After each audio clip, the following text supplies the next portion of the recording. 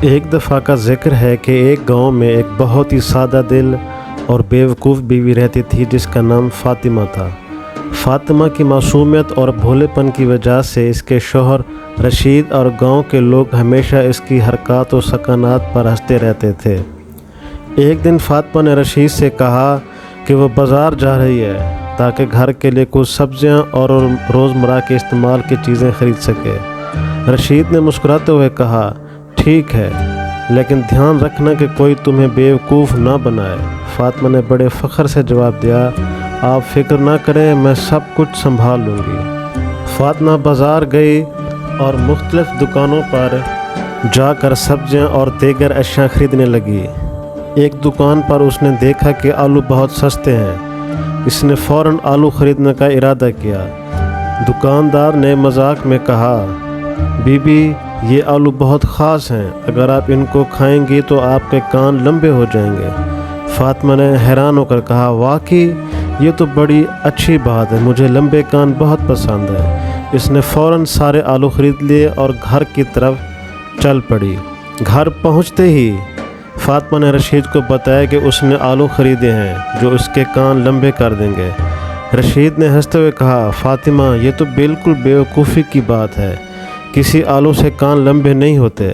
مگر فاطمہ نے اس کی بات پر دھیان نہ دیا اور آلو پکانے لگی۔ کھانے کے بعد فاطمہ نے آئینہ دیکھا تو اس کے کان ویسے ہی تھے جیسے پہلے تھے۔ وہ مایوس ہو گئی اور رشید سے کہنے لگی، آپ نے سچ کہا تھا، یہ آلو تو مجھے بیوقوف بنا گئے۔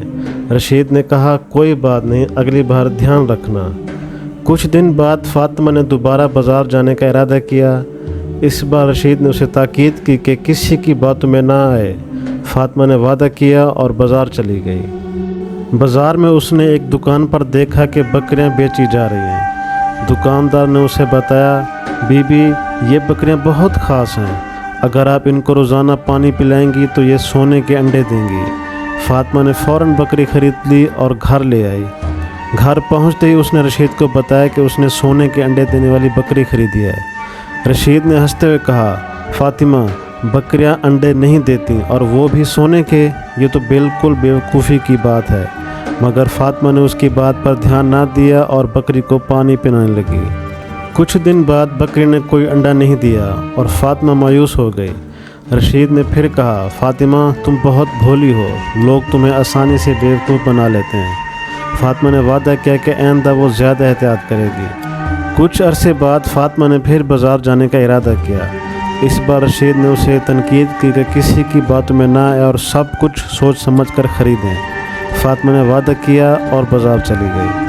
بازار میں اس نے ایک دکان پر دیکھا کہ رنگین چاک بیچے جا رہے ہیں۔